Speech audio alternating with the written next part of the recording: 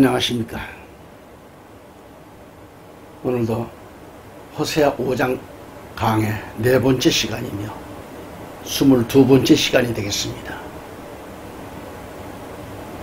오늘은 사람의 명령 쫓기를 좋아하는 교회와 목회자들의 제목을 정했습니다. 호세아서 5장 7절로 12절까지 말씀을 제가 봉독해 드립니다. 그들이 주를 거역하여 변절하였으니 이는 그들이 타국 아이들을 낳았습니다. 이제 세 달이 그들의 못과 더불어 그들을 삼키리라. 너희는 기브아에서 뿔나팔을 불고 라마에서 나팔을 불라. 베다벤에서 크게 소리질러 오 베냐민아 너를 쫓는다 하라. 에브라임은 질책하는 날에 황폐하게 되리니 이스라엘 지파들 중에서 반드시 있게 될 일을 내가 알게 하였노라. 유다의 고관들은 경계를 옮기는 자들 같았으므로 내가 나의 진노를 그들 위에 물같이 부으리라. 에브라임이 압제를 당하고 심판으로 깨어졌으니 이는 그가 기꺼이 계명을 따라 행했기 때문이라. 그러므로 내가 에브라임에게는 좀같이 될 것이요 유다 집에는 부패함같이 되리로다. 애청자 여러분, 호세아 5장 7절로 12절까지의 말씀을 읽어봤습니다. 본문 말씀을 통해서 주님 만나는 시간, 주님과의 깊은 연교가 있기를 우리 주 예수 그리스도 이름으로 축원합니다. 본문 7절을 보시면 저희가 여호와께 정조를 지키지 아니하고 사생자를 낳았다 그랬어요. 사생자. 그러므로 세 달이 저희와 그 기업을 함께 삼키리로다 라고 했습니다. 이 시대는 육적으로도 영적으로도 정조관념이 무너진 지 오래입니다. 육적으로도 남녀의 성적 문란으로 정조관념이 있는가? 없어진 지가 오래입니다. 제가 방송하고 있는 CGTNTV를 이렇게 유튜브를 통해 설교 영상을 올린 지 불과 1년쯤 되었습니다. 인터넷 방송을 한 지는 약 17년 8개월이 되었지만 전년도까지만 해도 별로 관심이 없었어요. 많은 동역자들이 그 유튜브에 영상을 올리면 뭐 구독자의 조회수에 따라서 뭐 수입을 창출할 수 있다는 그런 조언을 합니다. 그래도 약 16년 동안을 유튜브에 올리질 않았습니다. 그러다가 2020년 3월 이후 인천에 있는 우리 그 후배 목사 광모 목사를 통해서 유튜브를 가입하게 해 주어서 동영상을 이렇게 한 번, 두 번 올리기 시작했죠. 그리고 이제 6개월이 지나 광고 수익을 어떻게 해야 하는지 알지 못하면서도 어떻게 해서 연결이 된 것 같았습니다. 그 구독자가 1000명이 넘어서면 광고 수익이 된다 그러더라고요. 그래서 뭐 이제 빈약한 가운데 좀 수입이라도 있으면 좋겠다는 생각도 했어요. 확실한 것은 모르지만 그러나 문제는 설교 방송에 갑자기 광고가 막 뜹니다. 덕스럽지 못하는 광고가 막 떠요. 설교 방송에. 그리고 이단들의 집회 광고도 뜨는 겁니다. 그러자 이걸 보고 나서 어떤 목사님께서 전화가 막 걸려왔어요. 실망을 했다는 겁니다. 저보고. 그래서 즉시 광고를 중단하려는데 어떻게 중단시킬지 모르겠더라고요. 어떻게 하다가 광고가 중단되게 되었습니다. 앞으로도 광고 없는 방송을 할 것을 약속드립니다. 그리고 방송이 좀 더 성장되면 유튜브를 거치지 않고 자체적으로 좀 방송 채널을 만들어 가지고 보건방송으로서 최선을 다해 나갈 것을 약속을 드립니다. 어떤 분들은 그래요. 아, 정 목사, 그토록 수십만이 보는데 벌써 천 단위가 넘어 2천 단위 가까워지고 있는 거, 올라가는 것 같은데 수입이 많겠다고 그래요, 저보고. 광고를 해야 수입이 있죠. 저는 광고를 다 중단했습니다. 아까도 말씀드렸잖아요. 덕스럽지 못한 것. 그리고 유튜브라는 것은 제가 속히 손 뗄 겁니다. 자체적인 방송을 할 거예요. 자체로. 돈이 좀 들더라도. 응? 왜? 유튜브 여러분 들어가보세요. 정말 기도하는 목사님들 유튜브 들어가시면 오만 잡당에 아주 그냥 볼 것 못 볼 것 너무 많습니다. 자기도 모르게 클릭이 돼가지고 보일 때가 있어요. 저도 그랬으니까요. 그럴 때마다 얼마나 양심이 괴롭고 아픈지 몰라요.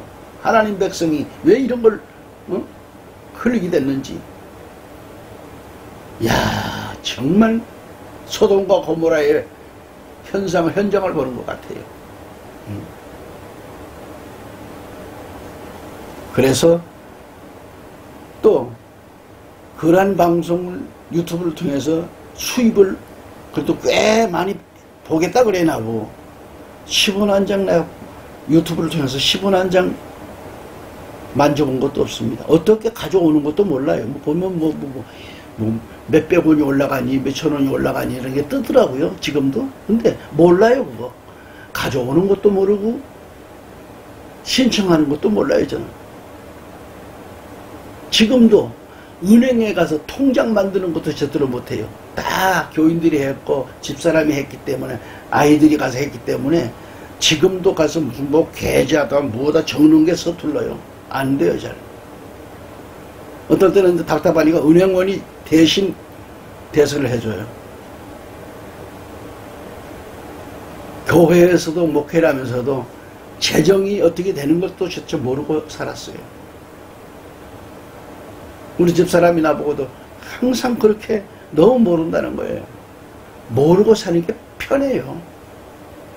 근데 어떤 사람들은 오해를 많이 합니다. 이 방송을 해서 돈을 막 뜯어먹은 것처럼 오해를 하고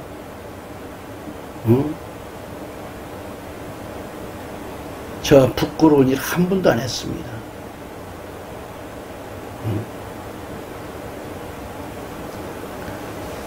여러분 그것뿐이겠어요? 목회자나 일반 성도들이 유튜브를 통해서 각 교회 설교 방송을 보시는데 사실 안 좋은 프로그램이 너무도 많다고 하는 걸 다시 한번 말씀드립니다.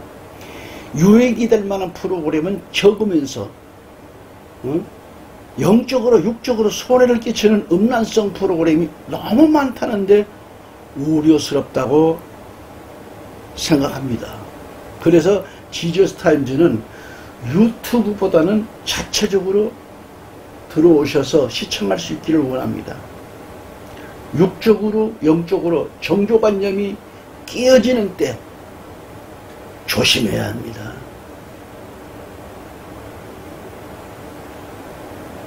하와가 에덴 동산에서 쫓겨나기 전에 보암직도 하고 탐심이 이루어져서 하나님께서 원치 않은 과 따먹고서 어떻게 됐습니까? 우리 육적으로 이 세상에서 유튜브를 통해서도 보암직도 하고 탐스럽기도 하는 이런 일들이 엄청나게 유혹을 합니다. 조심해야 돼요. 본문 5장 7절을 넘어가 봅니다. 저희가 여호와께 정조를 지키지 아니하고 사생자를 낳았으니 그러므로 세 달이 저희와 그 기업을 함께 삼키리로다 그래서 육적인 정조관념도 문제이지만 신앙생활의 정조관념 또한 무너지기 쉬운 때에 살고 있어요. 코로나19로 인해 많은 기독인들이 예배관이 무너지고 비대면에 사로잡혀서 신앙의 종교관념이 해이해지고 주님과의 영적 교제가 식어졌어요. 그토록 뜨거웠던 신앙이 식어지고 교회관이 예배관이 무너지고 있습니다. 말세에 믿는 자를 보겠느냐. 그토록 많은 성도들이 추풍낙엽처럼 우수뚝딱 떨어졌어요. 지금 믿음이 식어버리고 하나님을 떠나고 이렇게 지금 만든 게 첫째는 우리 목회자들이라고 생각합니다. 정신을 차리고 주님 앞으로 나와서 신앙이 회복되어야 되겠는데 말이죠. 믿음이 뜨겁게 회복되어야 됩니다. 영과 진리로 예배를 드리며 교회를 지키며 기도의 사람으로 예배의 사람으로 회복되어져야 돼요. 지금요. 생명 걸고 해야 돼요. 어차피 한 번 죽는 건 정한 이치인데 뭘 자꾸 육신을 더 살겠다고 맡깁니까? 믿음 약해져서는 안 됩니다. 마음 약해서도 안 됩니다. 본문에 저희가 여호와께 정조를 지키지 아니하고 그랬어요. 신앙의 정조가 무너지니까 예수 신랑이 아닌 세상을 사랑하는 거로 죄악과 노란하니 사생자를 낳고 말았습니다. 세상을 사랑하면 죄악을 생산하기 마련이잖아요. 세상을 짝하고 살게 되면 죄를 낳게 되고 죄가 장성하니까 멸망이 옵니다. 멸망. 죽음밖에 더 있어요. 그 결과 세 달이 저희와 그 기업을 삼키리라고 그랬어요. 그 죄악의 대가로 그들과 그 기업을 함께 삼키리라고 했어요. 지금 말씀을 보았듯이 말이죠. 응? 이스라엘의 죄과가 어떠했는가를 알 수가 있잖아요. 자, 저 민수기로 넘어가 볼까요? 민수기 25장 1절로 9절까지 좀 길지만 읽어드리겠습니다. 말씀을 통해서 깨닫기를 바랍니다. 이스라엘이 시딤에 머물러 있더니 그 백성이 모압 여자들과 음행하기를 시작하니라. 2절에 그 여자들이 그 신들에게 제사할 때에 백성을 청하며, 이스라엘을 청하죠. 백성이 먹고 그들의 신들에게 절함으로 이제 갈대로 갔겠죠. 3절에 이스라엘이 바알보엘에게 부속된지라. 여호와께서 이스라엘에게 진노하시니라. 4절에 여호와께서 모세에게 이르시되 백성의 두령들을 잡아 태양을 향하여 여호와 앞에 목매어 달라. 그리하면 여호와의 진노가 이스라엘에게서 떠나리라. 5절에 모세가 이스라엘 사사들에게 이르되 너희는 각기 관할하는 자 중에 바알보엘에게 부속한 사람들을 죽이라 하니라. 6절에 이스라엘 자손의 온 회중이 회막문에서 울 때에 이스라엘 자손 한 사람이 모세와 온 회중의 목전에 미디안의 한 여인을 데리고 그 형제에게로 온지라.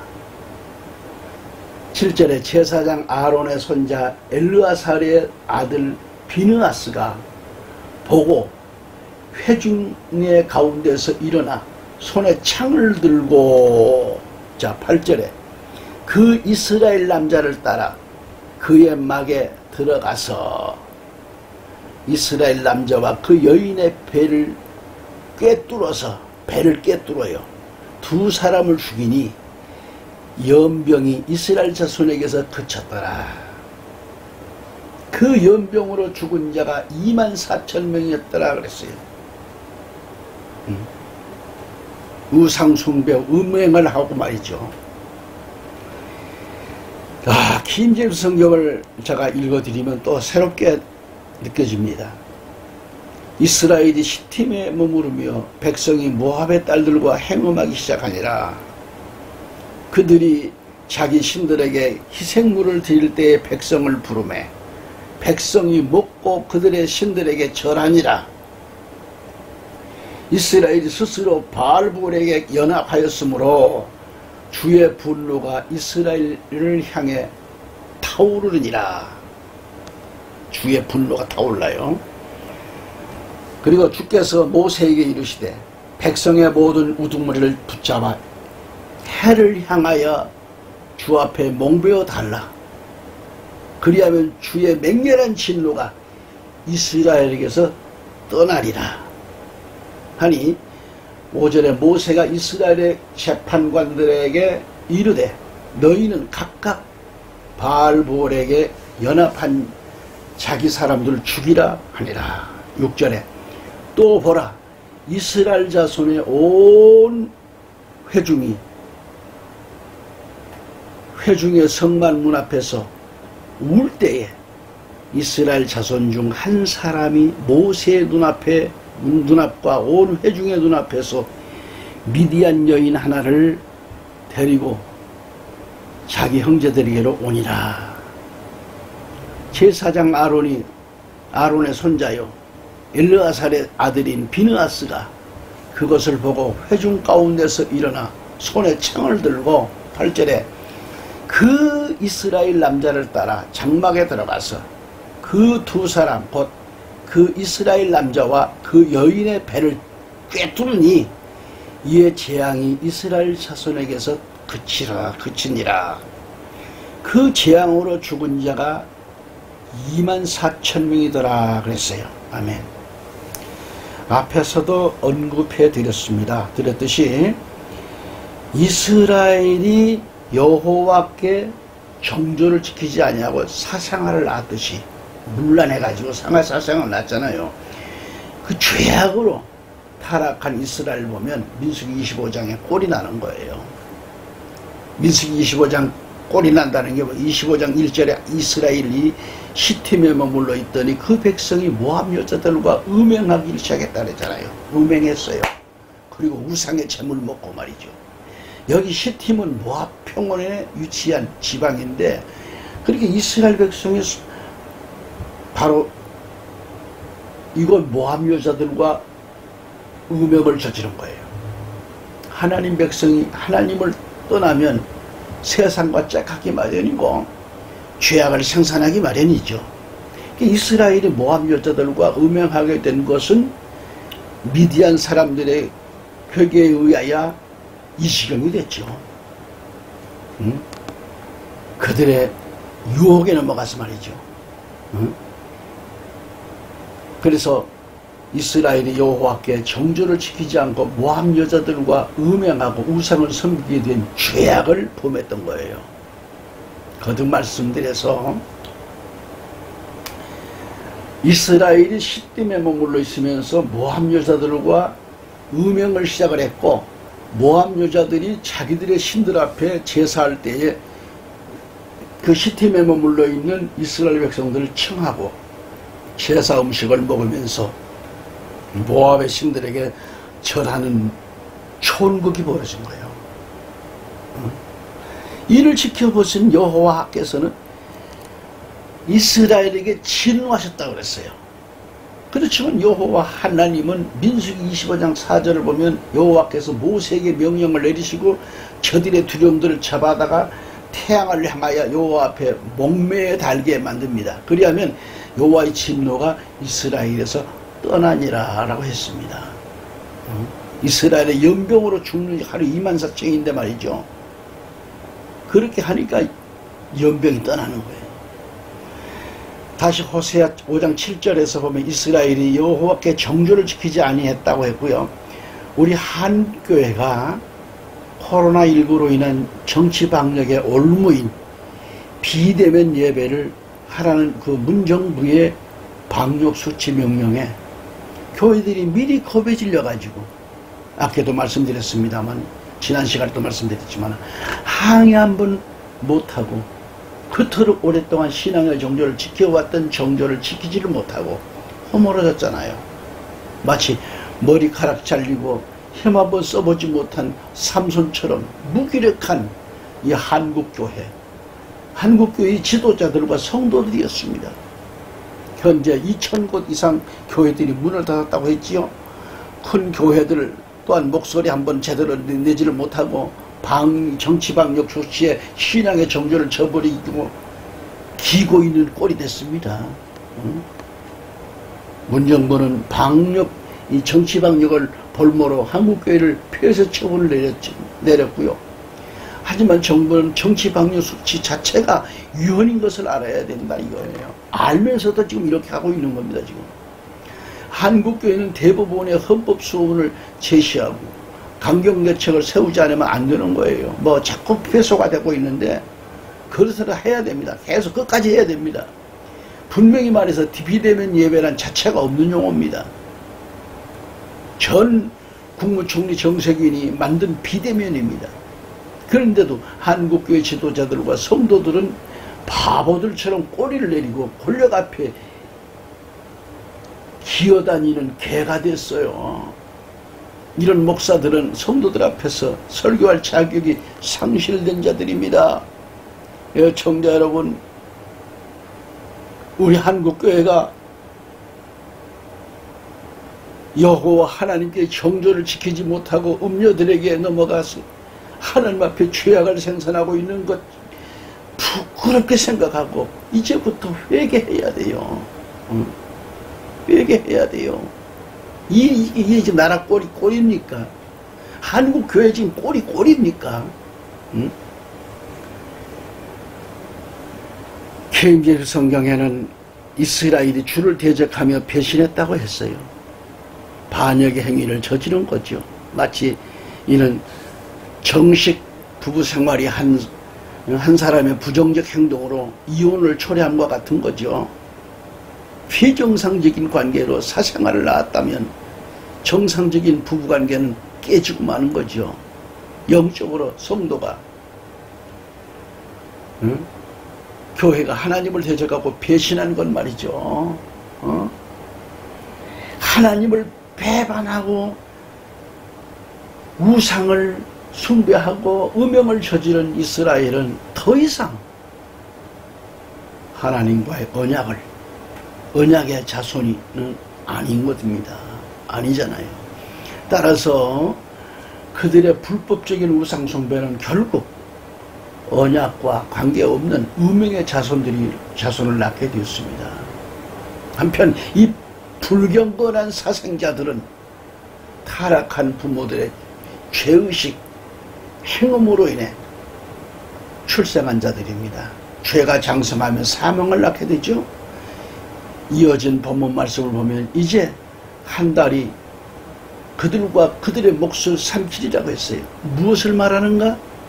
짧은 시간 내에 종말의 심판이 온다는 것을 암시해주는 말씀입니다. 그들의 제사가 여호와 이름으로 가장된 우상 숭배에 불과하다는 것을 반증해주고 있으며 이것은 결국 파멸을 자초한다는 근거를 말해주는 거예요. KMS 5장 8절에 너희는 기브아에서 코넷을 불고, 코넷은 납불나파를 말합니다. 코넷을 불고 라마에서 나팔을 불며 베단에서 크게 외쳐 이르기를 오 베냐민아 너를 쫓아온다 하라.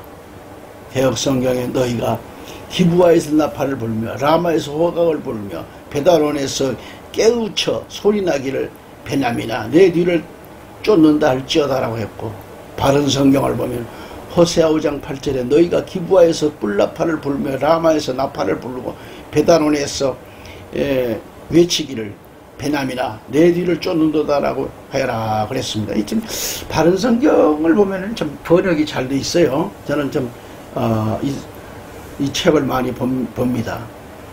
킹제임스에는 보면은 너희는 기브아에서 코넷을 불고 라마에서 나팔을 불며 그랬어요. 개역성경에 너희가 기브아에서 나팔을 불며 라마에서 호각을 불라 이렇게 번역이 됐고, 바른 성경에는 너희가 기브아에서 뿔나팔을 불며 라마에서 나팔을 불고 이렇게 번역이 되어 있습니다. 원어 성경 사전을 찾아보니까 코넷은 역시 뿔나팔로 바른 성경의 번역이 잘 되어 있음을 알 수 있습니다. 어쨌거나 이 코넷 뿔나팔은 수양의 뿔로 만든 그런 그릇인데, 뿔나팔은 곡선형 악기로서 찬양이나 또 새 달과 새해를 알리는 데 있어서 사용된 아주 귀한 악기죠. 또한 나팔이나 호각은 회중을 소집한다라든지 전쟁의 소식을 알릴 때에 또 이 나팔을 사용했습니다. 특히 나팔과 호각을 부는 것은 적의 침입과 전쟁의 시작을 알릴 때 경고의 나팔로 사용됐죠. 당시 호세아 선지는 대적들이 이미 북왕국 이스라엘을 멸망시키고 이제 남왕국 유다를 침공하기 위해 진군하고 있는 모습을 묘사하고 있습니다. 이사야 10장 28에서 32절을 쭉 참고해 보시면 되겠고요.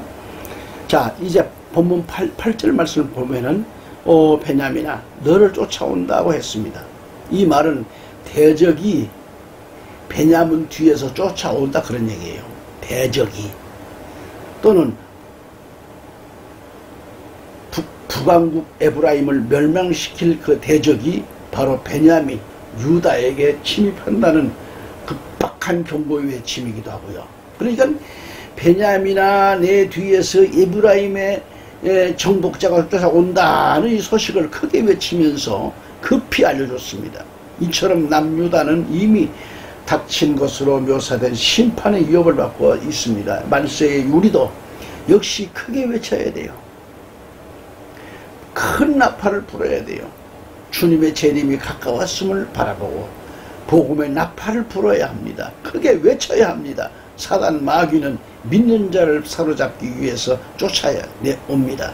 하지만 성도님들은 나팔 소리에 귀를 기울이고 듣고 보고 깨닫고 진리의 말씀으로 무장해야 합니다.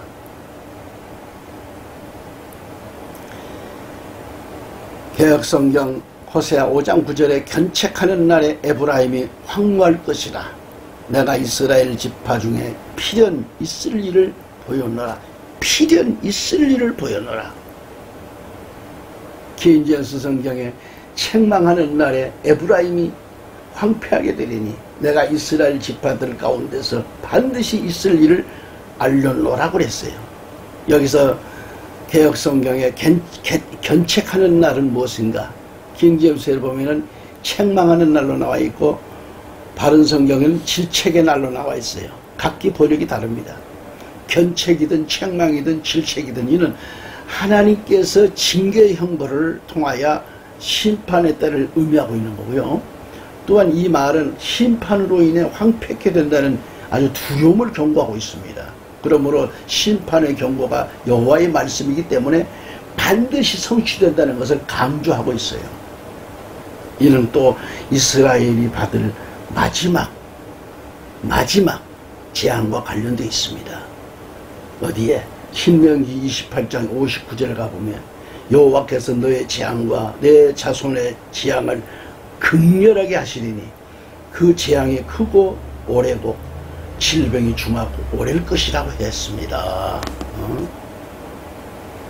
다시 개역성경 호세아 5장 10절로 넘어가 봅니다. 제가 개역성경과 킹제임스를 같이 번갈아 읽겠습니다. 유다병 방백들은 지게표를 옮기는 자 같으니 내가 나의 진노를 저희에게 물같이 부리라 했고요. 호세아는 같은 성경 말씀 유다의 통치자들은 경계를 옮기는 자들 같은지요 내가 내 진노를 그들 위에 물같이 부으리라 그랬습니다. 여기 보면 개역성경에는 유다 방백들은 지게표를 옮기는 자 같으니라고 했고 기임전 성경에는 유다의 통치자들은 경계를 옮기는 자들 같은지 그랬습니다. 이 지게표는 개인이나 집단이 소유하고 있는 그런 경계표를 가리키죠. 이 성경을 찾아봅니다. 보면은 여호수아 16장 5절에 보면 에브라임 자손들이 그들의 가족대로 얻은 경계는 이러하니라. 동쪽 편에서 그들의 상속 재산의 경계는 아달리이며 위쪽 베토론에서까지 이르렀다라 그랬어요. 자, 여호수아 18장 11절에 베냐민 자손의 지파를 위하여 그들이 제비를 뽑았는데 그들이 제비 뽑은 땅의 지경을 유다 자손과 요셉 자손 사이에 들었더라 그랬습니다. 이 본문을 보면 유다 통치자들은 경계를 옮기는 자들로 그렇게 비유가 되고 있고요. 모세율법에는 경계표를 옮기지 말 것과 경계표를 옮기는 자는 저주를 받는다고 아까도 말씀을 드렸죠. 그것은 타인에게 속한 땅을 불법적으로 취하라는 그런 도적질과 같은 죄악이기 때문에 그렇습니다. 유다의 통치자들은 하나님과 우상 사이에 경계표를 옮긴 것으로 보는 거죠. 한편 불법과 폭력을 이용해서 백성을 압제하고 탈취하는 통치자들의 죄악상을 그대로 지적해 주고 있다, 그런 얘기죠. 애청자 여러분, 우리도 여기서 말씀을 접습니다. 항상 기도하시며 말씀을 묵상하시며 찬송으로 마음의 평안을 이루시고 말씀 준비로 주님 오실 때 그날을 바라보고 기름 준비 다하여 신부의 옷을, 진리의 옷을 잘 여러분들 준비하여 주님 맞이할 준비가 되기를 다시 한번 주 예수 그리스도로 축원합니다. 다음 시간 또 뵙겠습니다. 감사합니다.